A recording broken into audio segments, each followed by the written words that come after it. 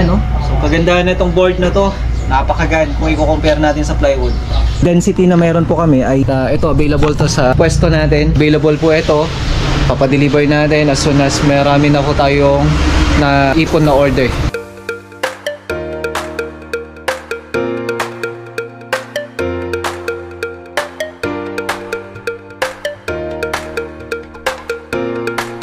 Aritao project.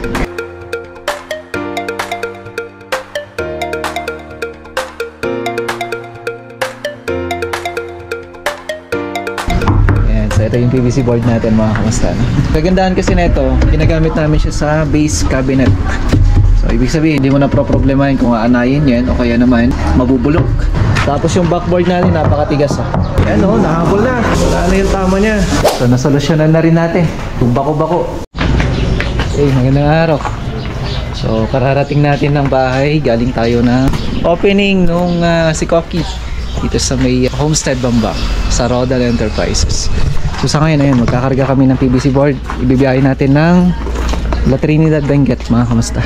Ito yung nirentahan ko sa sasakyan kay Ate Maylin. Maraming salamat kay Kuya.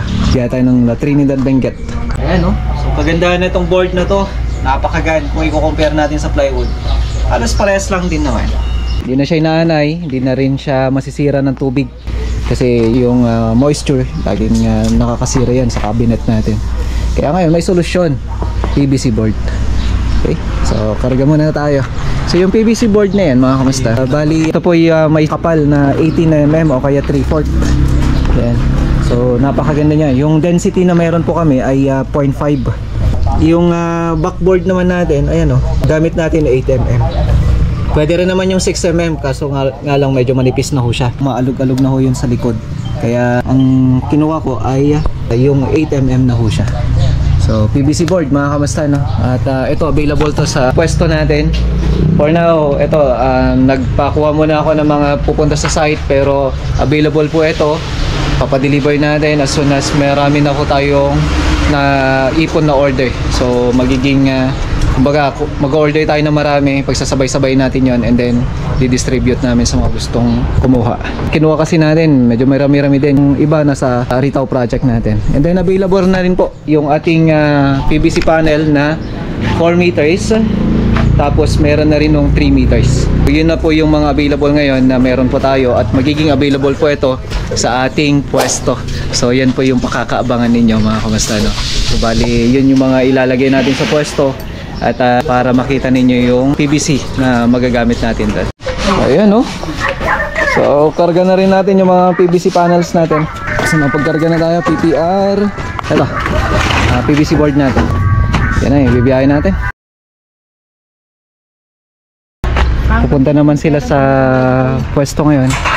Ito yung paglalagyan ng PVC pipe, PVC panel. Tapos yung sa ilalim, ayun yung assembling pa natin, PVC board. Full cart na. Yun yung gagawin nila. Yan yung paglalagyan natin sa pwesto. Dahan tayo dun mamaya para makita nyo bago tayo biyahe. Okay, let's go! Yan, si Mamay kasama natin syempre.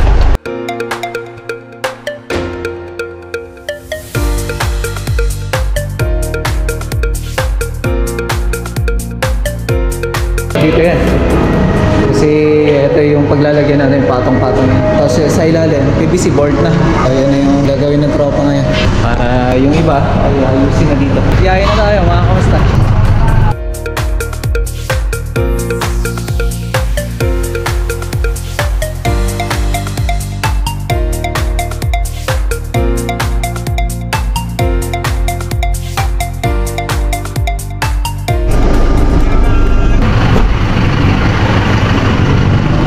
Ay, mayat? May latada na ka-aircon. Dito na tayo sa ating proyekto. Bibigyan ko kayo ng update dito. At ipapakita natin kung gaano kaganda yung PVC board. Aritao project. Ayan, so ito yung PVC board natin mga kamusta. Ayan, no? Plus? No, ayos. Ayos lang. Kagandahan kasi nito, ginagamit namin siya sa base cabinet. So ibig sabihin, hindi mo na problemahin kung aanayin yan o kaya naman mabubulok. Kasi pag tubig yan, nabubulok. So, nag-mold siya, nagmo-moist sa loob. So yun ang kagandahan niya. Tapos yung backboard natin napakatigas oh. Ayan, 8mm mga kamusta no? Meron din 6mm sabi ko nga, pero ito na yung ginamit namin para sigurado na mas matibay. Then ito, yung iba naman ay plywood na siya. Kasi hanging cabinet naman siya. So base cabinet, doon namin siya usually ginagamit. Kaya tingnan din natin dito. Ayan o, nakahabol na. Wala na yung tama niya. Yan na yung mga ginagawa ng tropa. Tapos okay na yung ceiling. Ayan na. So ito yung hanging cabinet natin. Pero ang gamit natin dyan ay plywood naman. So base cabinet natin, yun yung ginagamit natin. Yung sa may PVC board natin. Yan na yung date dito sa ating proyekto. Ayan no. So nasolusyonan na rin natin. Yung bako-bako. Actually meron pa ako nakikita. Pero makikita yan pagka meron na yung ilaw natin. So yan pa yung susunod na gagawin natin. Para sa ceiling natin. So dito, ito yung backboard natin. Yan, 8mm. So ganito siya pagka hindi pa nakabit. So halos umabot pa nga ito ng 9mm kung di ako nagkakamali. So napakaganda niya. Kaya ito yung mas prefer ko. Mas makapal siya kung hindi ko compare natin doon sa normal lang na backboard na ginagamit natin. Kasi yung backboard na ginagamit kasi natin usually ay 1/4 lang po siya. O kaya naman 6mm o kaya 4.5mm. Pero ito yun, yung 18mm naman, ito yung kapal nung ginagamit natin. Tingnan natin dito kung gaano kaganda pagka ini-screwhan. Ito yung sample natin. Ito yung mga pinagtabasan eh. Yan, ito yung pinagtabasan niya. Yun oh. Tibay din. Oh yan, yung gamit namin na PVC. Yan oh. Eh, syempre normal na yun at nasa edge siya. Pero kung titingnan natin, wala. Yan ang kagandahan ng PVC board. Diba?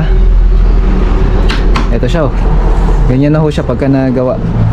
Pero ang kailangan mo dito ay syempre yung pagkatingan mo para hindi nagkakamali. Tapos hindi rin siya basta-basta nag-chip. Yan. Wala oh. Yan ang kagandahan ng PVC board. Kagandahan nito mga kamusta. Sabi ko nga, hindi siya basta-basta masisira. Kaya sa mga practical yan na gusto naman ay syempre yung expectation natin na hindi siya basta-basta masisira, gumamit ka nito. PVC board. For sale yan sa atin. Syempre meron din tayo mga titanium board. Yun din yung isang ginagamit namin. Yan o.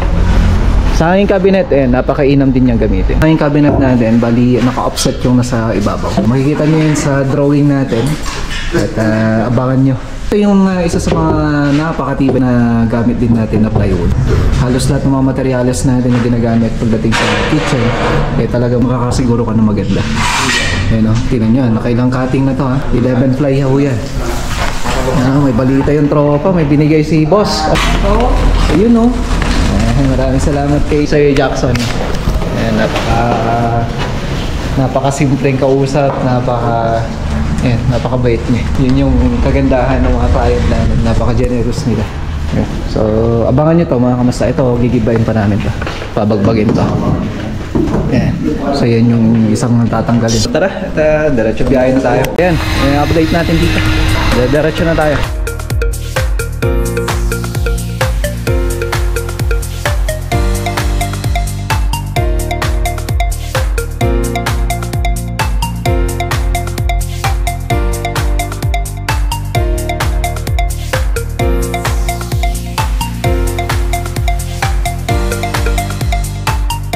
Daan muna tayo dito. Siyempre sa paboritong lugar. Sa may bukod. May balot? Meron sir. Ayan. Balot tayo. Yung paborito.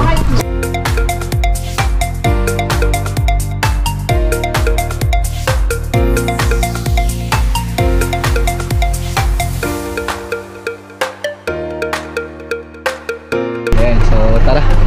Biyahe na tayo. Pero ito, kung sakali mga kamusta na, panoorin nyo na lamang po sa susunod na episode natin. Kasi sigurado ko gagabihin na kami. Kasi alas 7 na ng gabi. Medyo mabagal yung takbo namin kasi iba yung dala. At kita-kita tayo bukas sa Benguet project natin. See you there mga kamusta. God bless po. Bye!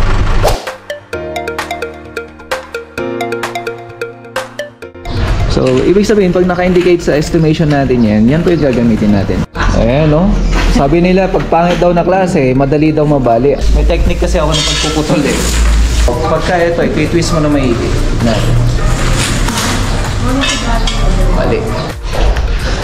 So, yung flexible connector na to, ang halaga lang nito nasa 12 pesos up to 15 pesos, mga kamasta. Depende sa brand. Pero ang pinakamaganda na brand, Poly.